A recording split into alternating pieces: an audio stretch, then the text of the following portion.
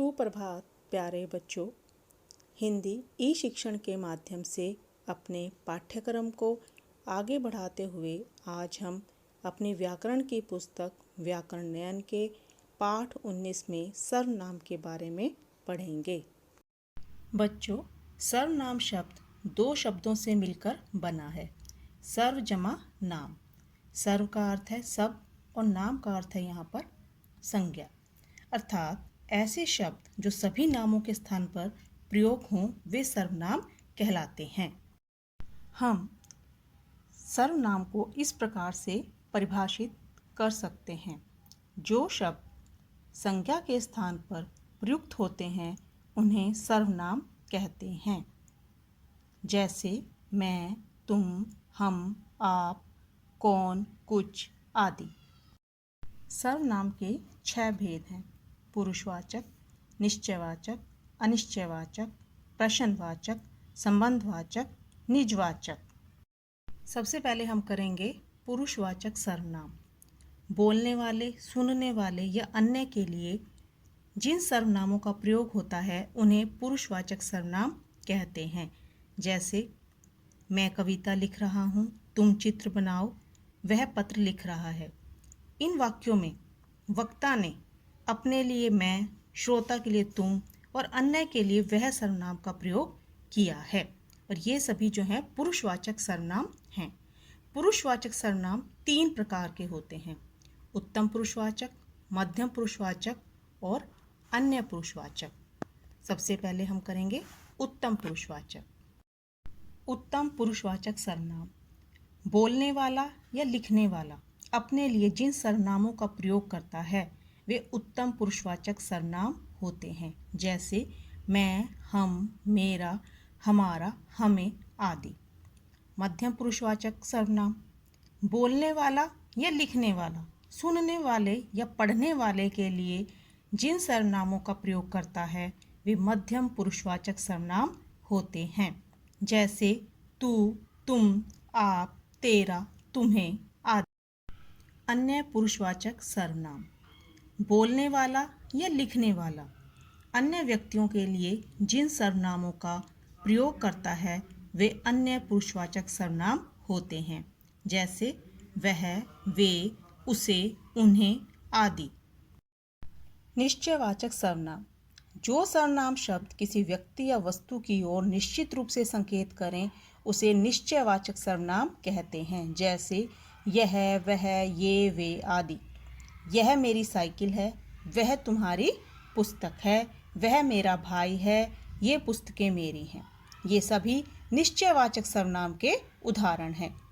अनिश्चयवाचक सर्वनाम जिन सर्वनाम शब्दों से किसी निश्चित पदार्थ या व्यक्ति का बोध ना हो उन्हें अनिश्चयवाचक सर्वनाम कहते हैं। जैसे कोई, कुछ, किसी आदि।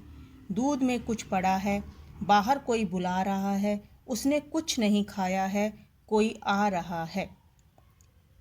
प्रश्नवाचक सर्वनाम जिन सर्वनाम शब्दों का प्रयोग किसी व्यक्ति या वस्तु के बारे में प्रश्न पूछने के लिए किया जाए उन्हें प्रश्नवाचक सर्वनाम कहते हैं। जैसे कौन, किसे, क्या, किसने आदि।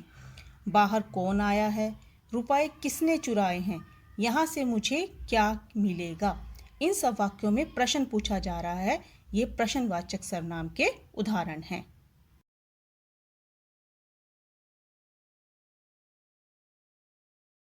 संबंधवाचक सर्वनाम जिन सर्वनाम शब्दों का प्रयोग संबंध प्रकट करने के लिए किया जाता है उन्हें संबंधवाचक सर्वनाम कहते हैं। जैसे जिसकी, उसकी, जैसा, वैसा, जिसने, उसे आदि। जिसकी लाठी उसकी भैंस, जैसा करेगा वैसा भरेगा, जिसने बचाया है उसे इनाम दो। इन वाक्यों में जिसकी, उसकी, जैसा, वैसा और जिसने, उसे ये सभी संबंधवाचक सर्वनाम के उदाहरण हैं। अगला है निजवाचक सर्वनाम।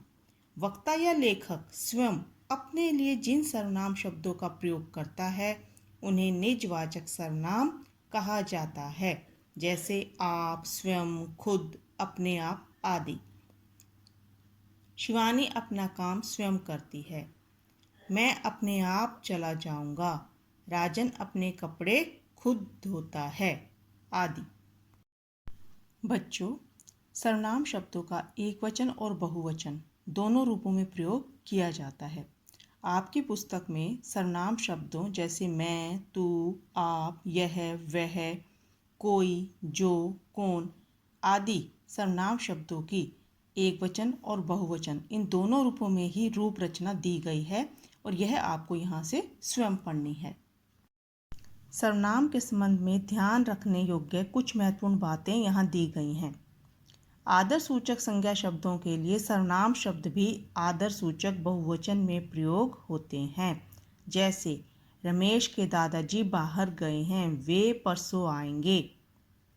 अधिकार अथवा अधिमान प्रकट करने के लिए आजकल मैं के स्थान पर हम और बहुवचन हम के स्थान पर हम लोग का प्रयोग किया जाने लगा है। जैसे समिति के अध्यक्ष ने कहा, यदि सरकार ने हमारी नहीं सुनी तो हम लोग चुप नहीं बैठेंगे।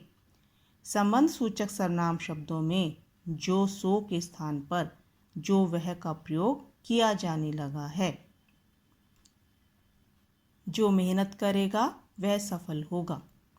अनिश्चयवाचक सर्वनाम शब्द कुछ का प्रयोग पदार्थों के लिए और कोई किसी का प्रयोग प्राणियों के लिए किया जाता है। जैसे पानी में कुछ पड़ा है, दरवाजे पर कोई खड़ा है, किसी को बाहर से बुलाओ। प्रश्नवाचक सर्वनाम शब्द कौन का प्रयोग व्यक्ति के लिए तथा क्या का प्रयोग पदार्थ या वस्तु के लिए किया जाता है। जैसे वहाँ कौन पढ़ रहा है, रमेश तुम्हें क्या चाहिए। आओ दोहराएं। जो शब्द संज्ञा के स्थान पर प्रयुक्त होते हैं उन्हें सर्वनाम कहते हैं। सर्वनाम के 6 भेद होते हैं: पुरुषवाचक, निश्चयवाचक, अनिश्चयवाचक, प्रश्नवाचक, संबंधवाचक और निजवाचक सर्वनाम। पुरुषवाचक सर्वनाम 3 प्रकार के होते हैं: उत्तम पुरुषवाचक, मध्यम पुरुषवाचक, अन्य पुरुषवाचक। सर्वनाम में विभक्तियां शब्दों से मिलाकर लिखी जाती हैं, जैसे उसने, उनको आदि। अनिश्चयवाचक सर्वनाम कुछ का प्रयोग पदार्थों के लिए और कोई का प्रयोग प्राणियों के लिए किया जाता है।